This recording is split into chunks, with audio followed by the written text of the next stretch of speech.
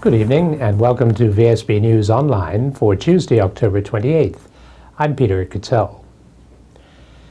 Shortly after its mission of mercy to Bermuda following Hurricane Gonzalo, HMS Argyll was involved in a large drug seizure in the Atlantic Ocean. Charles Webb has the details. Talk about being in the right place at the right time. No sooner after leaving Bermuda, where HMS Argyll rendered yeoman service in the aftermath of Hurricane Gonzalo, the 5,000-ton Royal Navy frigate's Lynx helicopter spotted a yacht some 150 miles south of Bermuda. When the frigate closed in and boarded, lo and behold, what should they discover? Some 200 kilos of cocaine valued at $15 million. Bermuda's Governor George Ferguson, announcing the seizure, says while it is too early to be sure of the destination of the haul, it's a fair chance that some of it was intended for Bermuda. The Argyll, which can speed up to 28 knots or 32 miles an hour, is armed with 4 machine guns, 2 anti-ship torpedoes, 4 anti-ship missiles, and a crew of about 185 men, supplemented by a U.S. Coast Guard law enforcement detachment who assisted in boarding the yacht. 2 men who had no chance of escape have been arrested, and HMS Argyll Commander Paul Hammond is fulsome in his praise for his men's actions. It was the right time for the Argyll, but the wrong time for the yacht. And with the motto, "Lest we forget," Bermudians will not soon forget the help of the Argyll after the hurricane, and chances are those alleged drug smugglers on the yacht won't either. For VSB News, I'm Charles Webb. The constituents of Sands South have just 3 weeks before they go to the polls to elect their new representative to replace independent MP Terry Lister. And today they learned officially that Jamal Simmons will defend the former PLP seat and Georgia Marshall will challenge for the OBA. VSB News' Brian Darby asked Mr. Simmons how he felt following in the footsteps of his father, a Sands North parliamentarian. You've had people who sacrificed, mortgaged their homes, taken on multiple jobs to educate their children, for them to come back and be told they're overqualified, they're underqualified, there's no jobs for you. And it is the fear that a generation will lose hope that Bermuda works for them. That's the primary issue. Everything else has to come second to that. Well, in your case, you were looking for work not so long ago, and you finished up doing some amazing things in the Caribbean. Yes. I can't talk about specifics about that due to the contract, but I laughingly say that, the unemployable in Bermuda can advise leaders in other countries. And you've got some good experience for a politician. Very much so. I can't go into any details. No, but I know it's but I think the work that I was involved in, working around elections and working around with candidates very closely, it's helped because when I ran, originally I was 28 years old. I was very young. And nobody teaches you how to be a member of parliament. You have to learn by experience. And at the end of my first term, I was just starting to understand how to do certain things and how the rule works. And having the opportunity to advise and work very closely with senior officials, not just in Bermuda, but overseas, it gives you a perspective. You learn a little bit about how people do things and ways that you can innovate and bring them to Bermuda and make it work for us. Now, you started politics as a dark horse and you won, so you've got certain advantages now, don't you? Well, I don't know about that. But no, it's I'm very, very blessed. I mean, this experience has been very positive, and I hope at the end that the people will see fit to elect me as a representative. It's been a very wonderful experience. Newcomer Georgia Marshall was encouraged by the reception she has been getting at the doorstep and the strong feeling of community spirit she has encountered. Now it's the OBA's turn to keep that balance going. That's a shift. From my point of view, I don't think that there is anything such as a, quote, safe constituency anymore. I think the people of our country are fed up with that kind of rhetoric, and I think the people of our country are looking at the best candidate who will do the best job not only for the constituency and the community that they represent, but for the country as a whole. I've noticed a kind of new spirit in the area. Maybe it's because of the storm. It might be because of the storm. I think that we've seen, I certainly have seen as I've walked through immediately after the storm, a galvanizing of communities to look out for one another. As I was walking through some neighborhoods, I was actually very impressed, even on the Saturday after the storm, that some houses didn't have anything on the ground. They didn't even have any leaves on, the side of their buildings, because this constituency is a hard-working constituency. It's a constituency that is very proud of its neighborhood and of its homes and of its community.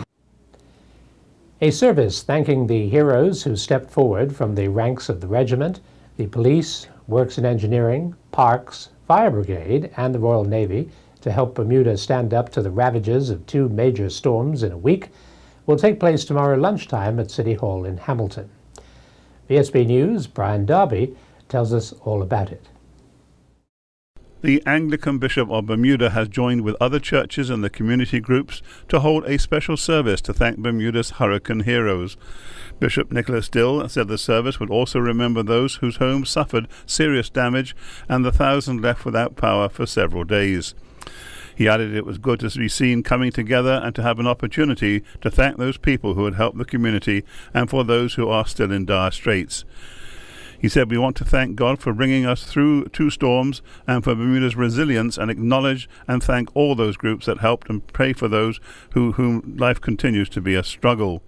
The service, to be held at 12:30 on Wednesday at City Hall in Hamilton, was organised in conjunction with community groups Imagine Bermuda, the Family Centre and other churches, including the Catholic Church, the AME Church, Seventh-day Adventists, the First Church of God and the New Testament Church of God, among others. Imagine coordinator Glenn Fubler says that 2 storms we've been through probably were the most challenging week that Bermuda has seen in decades. The event is to show appreciation for those organisations like the regiment, especially so because they've had to go the extra mile, and Belco, BTC and the police and others who were out there, all those who were more vulnerable than most of us. Brian Darby reporting for VSB News. After suffering damage as a result of Hurricane Gonzalo, the Bermuda Post Office Airport Mail Processing System has temporarily moved to the General Post Office in Hamilton. Postmaster General Wayne Smith talks to VSB's Charles Webb about the reasons for the move.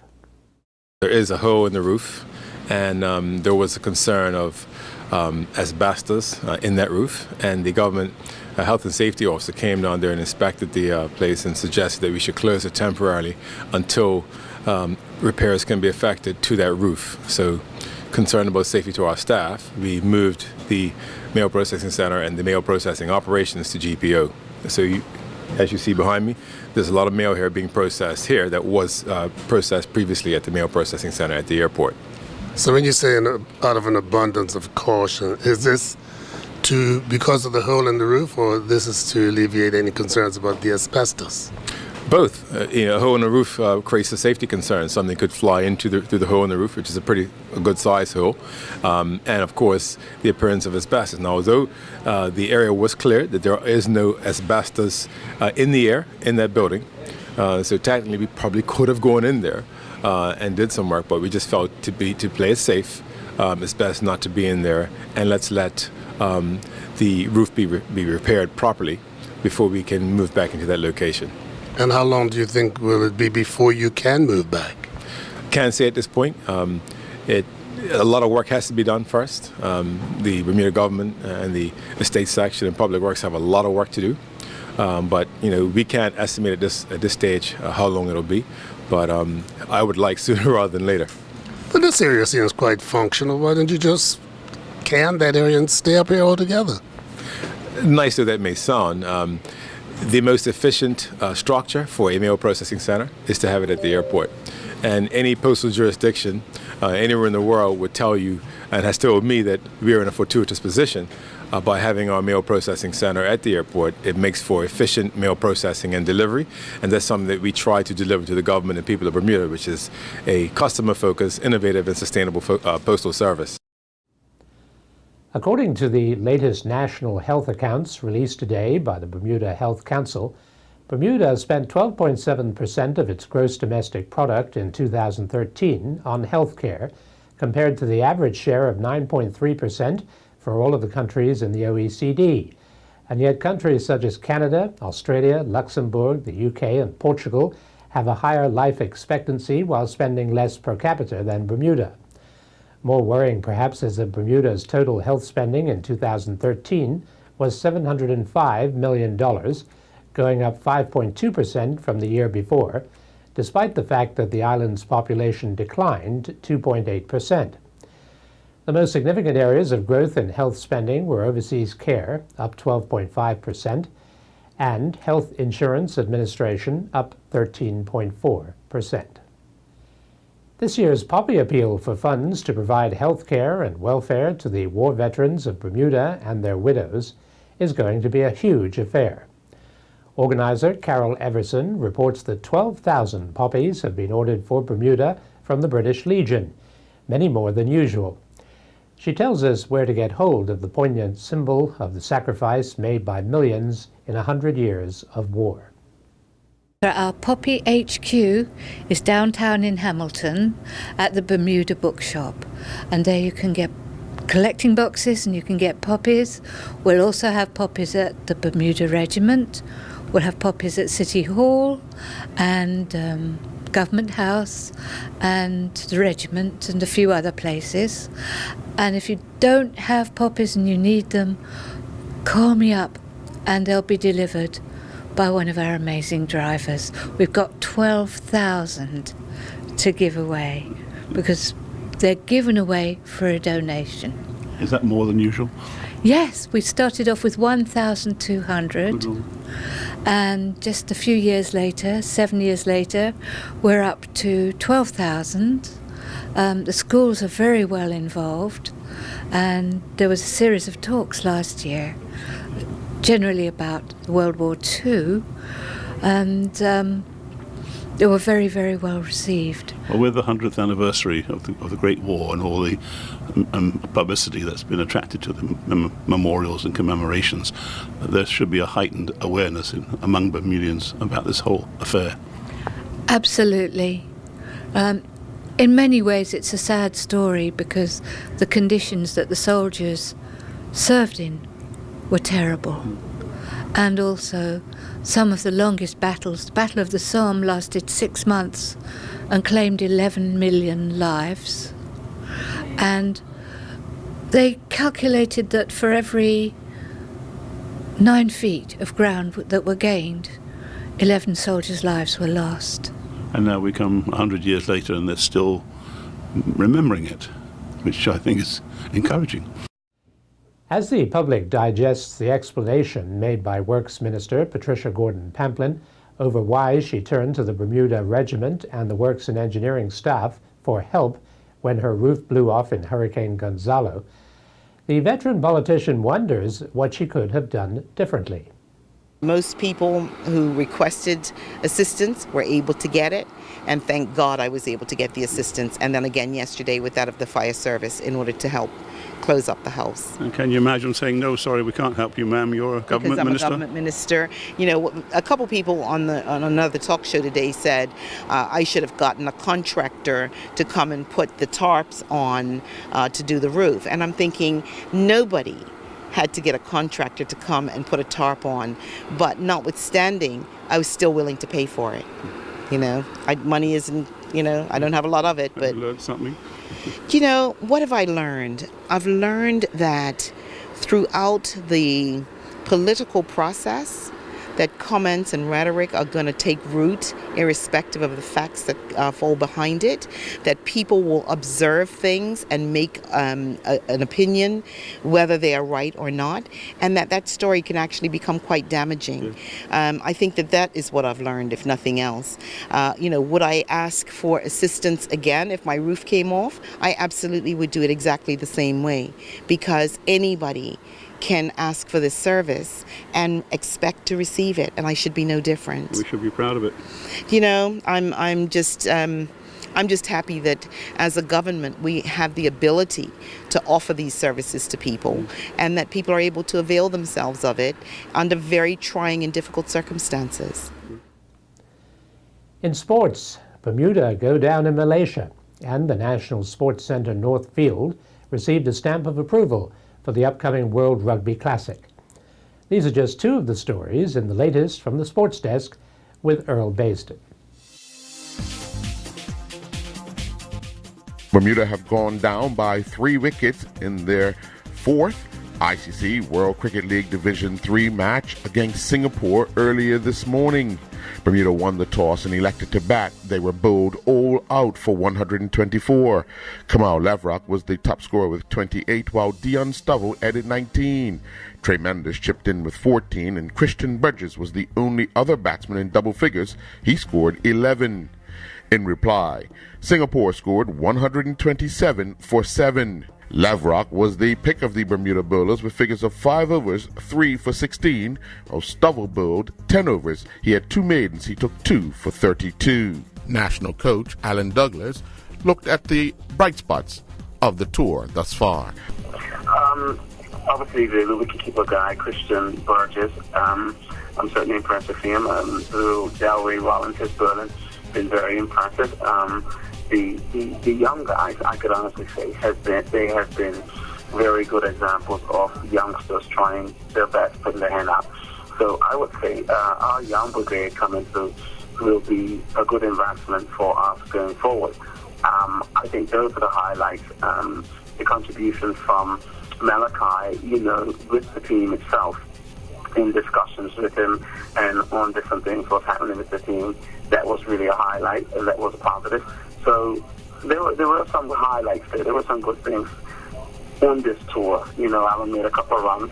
It shows he can definitely do something, but it requires us to go back and do some serious work.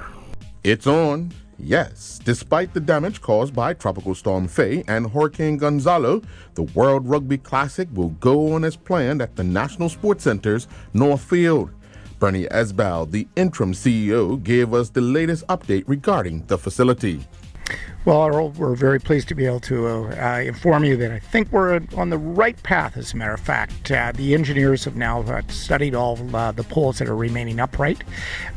We have concluded that they can be repaired with some remedial action. They are designing the engineering work right now, and matter of fact, I've just spoken with some of the welders. We'll be having welders on site rather shortly. We'll be doing some gosset work, which is some plating to ensure the stability of the poles, the existing poles. We'll be probably moving one pole over from the southwest corner of the North Fields over to the east side just to balance the lighting opportunity for the World Rugby.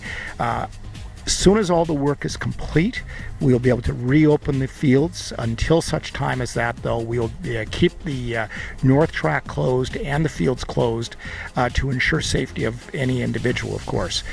We do have some workmen on site.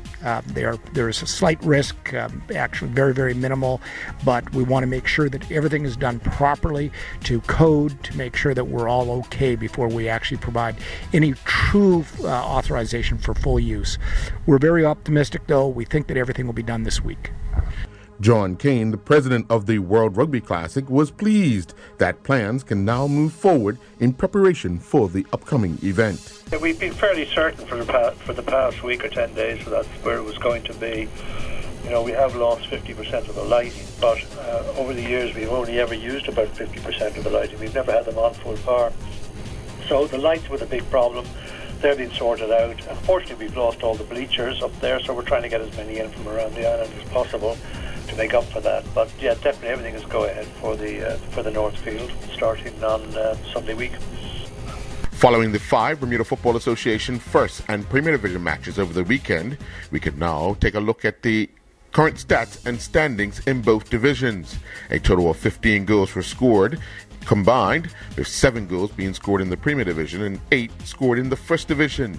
The Premier Division sees the PHC Zebras take sole possession of the top spot, while the North Village Rams, Robin Hood, Somerset Trojans, Devonshire Cougars and St. George's Colts all have 7 points. Robin Hood have a game in hand.